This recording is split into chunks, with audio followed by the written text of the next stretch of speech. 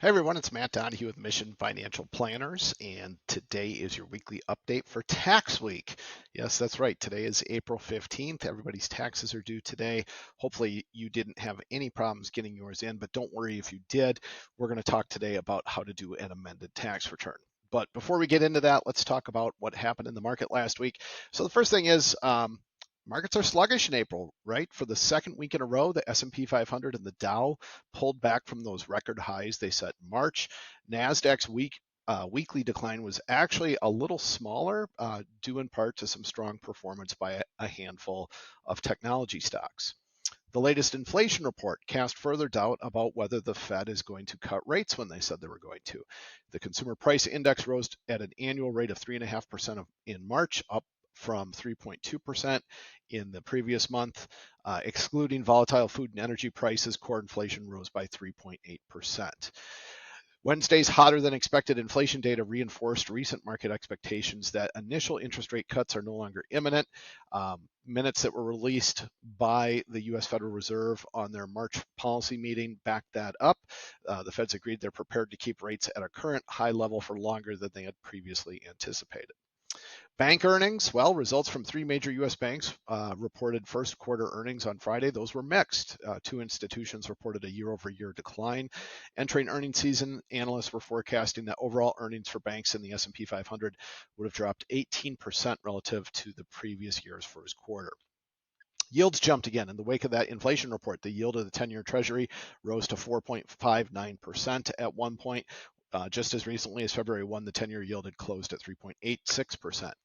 Gold keeps reaching for the stars as well. So gold on Friday climbed to as high as almost $2,500 an ounce before retreating to around $2,360 in the afternoon. That was up about 1% for the week and more than 9% since March. China reported a bigger than expected monthly drop in exports, and imports unexpectedly declined as well. The 7.5% decline in the value of exports from the world's second largest economy was the biggest such drop since August of 23. That data was released after Chinese financial markets closed on Friday. Today is the scheduled release of the U.S. retail sales data that could indicate whether recent positive turnarounds in momentum extend into March. In February, sales rebounded at a 0.6% gain after posing an unexpected 1.1% decline in January. Reports coming out this week. Today, retail sales, business inventories. Tomorrow, housing starts, industrial production and capacity utilization. Wednesday, no major reports. Thursday, the Conference Board leading economic index for the U.S., existing home sales, weekly unemployment claims, and Friday, there are no reports scheduled. Philosophy quote of the week, pay your taxes. This comes from Seneca. This is 2,000 years ago. People were complaining about paying their taxes. And here's what Seneca had to say about that. Nothing will ever befall me that I will receive with gloom or bad disposition. He's a very upbeat guy, apparently. I will pay my taxes gladly. Now, all the things which cause complaint or dread are like the taxes of life, things from which, my dear Lucilius, that's the person he wrote this for, you should never hope for exemption or seek escape. So that's Seneca. On a bigger note, folks, what you need to think about with that is he's saying there's a tax on everything. There's a price to be paid for everything.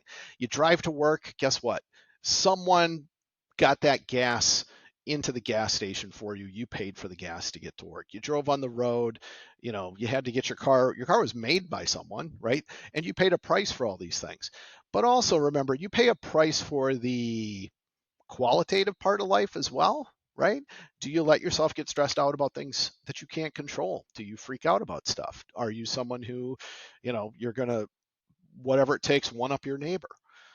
That stuff all comes with an emotional price and an emotional toll as well. So we want to make sure we're thinking not just in terms of dollars and cents with that, but also in terms of what it does to us when we start kind of losing sight to what's really important.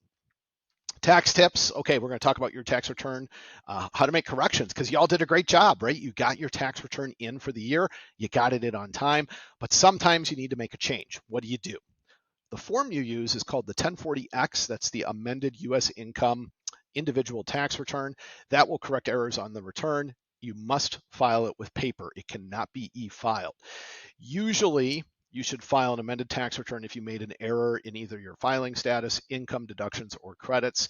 If you made a simple math error, you typically don't need to do an amended return.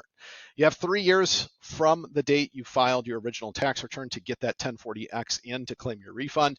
You can fill it out within 2 years of the date you paid the tax if that date is later. So this means that, essentially for most people, to file for a 2020 claim for refund is April of this year. So you see the 1040X instructions for special rules. If you're amending more than one tax return, do a 1040X for each return. And take this step as well. Mail them to the IRS in separate envelopes. Don't just put them in one envelope to save a stamp. Send it in separate envelopes. If you're using other forms or schedules, make sure you attach those as well. If you do a refund from your original return, wait to get that refund before you file for another claim. So what I mean by that is you filed, you realize you missed something, so you refile, you amend your return, and now they owe you more money. Wait till you get that refund before you do another amendment once you realize, hey, wait a second, I missed some other stuff too. If you owe more tax, right, so the refund isn't bigger, but you owe more, make sure you pay and file as fast as possible. This helps reduce fees and penalties, and you can track the status of your amended return after 3 weeks at the Where's My Amended Return tool on the irs.gov website. What you'll need there is your tax ID number. That's usually your social security number, your date of birth, and your zip code. If you do have multiple amended returns, make sure you select each year one by one. When do we start getting ready for next year's tax returns? We get ready now.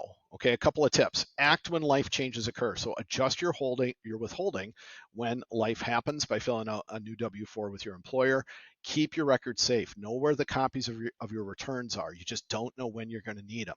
You buy a house, you make a big purchase, whatever it might be, they might want to see a copy of your tax return. Staying organized. Take a look at your expenses and the income you recorded and create files, and then save your receipts and so on into those files. It can save you a huge headache later on. When someone does your taxes for you, make sure they are either a CPA, an enrolled agent, or an attorney. Those are the only 3 people, CPAs, enrolled agents, or attorneys, who can represent you before the IRS. Another thing, consider itemizing. The standard deduction is relatively high historically right now. You want to make sure that you're tracking what is potentially deductible, because you may get close to the end of the year and realize, you know what, if I make a charitable donation, that could save me a ton of money, right? Just make sure. Keeping up with changes, IRS has a great tax tips subscription you can get. They'll email you about tax law changes, how to save money, and more ideas as well. You can get that from irs.gov or go to their mobile app, which is IRS, the number 2, go, IRS2Go. Health tip of the week. It's all about stress this week, right?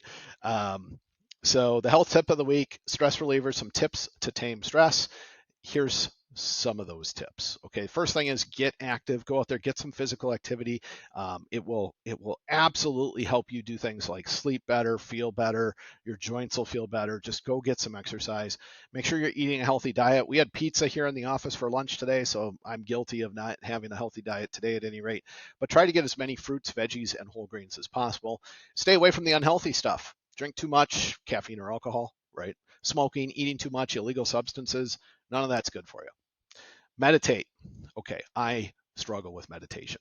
My mind wanders too much. So the closest I'm ever going to get to meditating is when I'm working out and I'm doing something I've done a million times before, and I'm doing it for 30 minutes or 45 minutes, and my mind can just wander. Now, when I work out, I make sure I don't have any headphones on, no music on. I just focus on the workout and, just relaxing while I'm doing it. And it really helps me.